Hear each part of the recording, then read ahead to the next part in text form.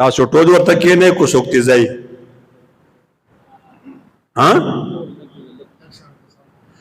ولې د نورو ازده دی ټولو له ورځي دا قرآن بستا خلاف گواہی نه کوي اتمام حجت ته پتا سو سبا نشه ویلې چې ما خو قرآن زده کو خو څوک ونه ولا نو اتمام حجت ته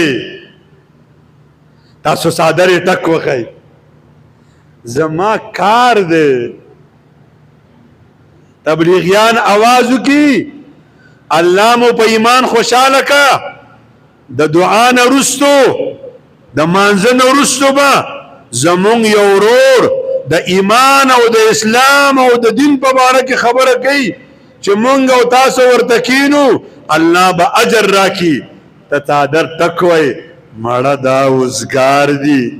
مڑا دا د خزون تنگ دی مڑا دا د کار پٹ شوی دی ما سره ټیم نشتا زما کلینک بندې ما ته گاډه ولاندې زه خو مصروف سړی ما رونو میا خان والو او د میډیا په ذریعہ اوریدونکو مسلمانانو د امام مهدی په لښکر کې به دو جماعتونه ولاړ یو به هغه جماعت وي چې څوک په میدان جهاد کې ولاړ دی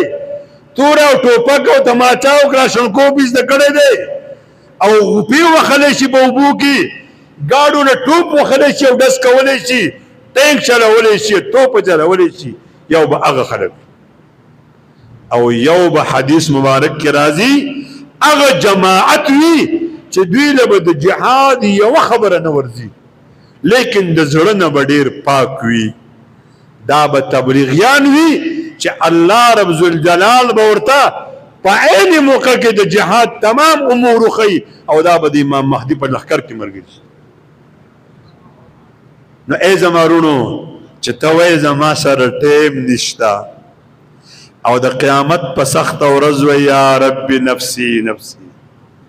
او یو اواز دې په غوږو شي یا رب امتی امتی او ته ډیر چاپیره وګوري چې دا کومه هستی ده چې پیغمبران وایي یا رب سلم سلم یا رب نفسي نفسي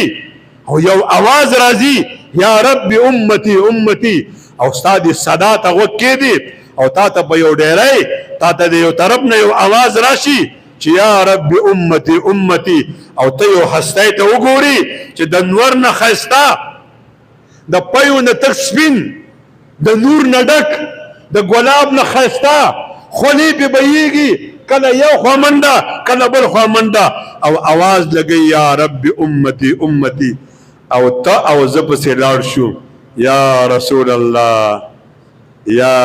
رسول الله اغثني اغثني ما بچکا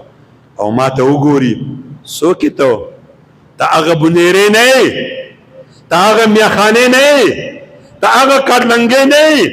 ته هغه سموال نه ته هغه پاکستاني نه چې ستا په جومات کې به یو سړی ودرېدو او اواز به وکړو چې د الله او د هغه د رسول خبره کېږي تا به د صادر نه ټکواو زما سره ټیم نشته زه چې په چا پسې ګرځي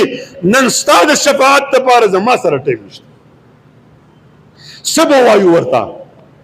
دا به ورته ووایو زمانه موږ تا ته ضرورت نشته دا به ورته وایو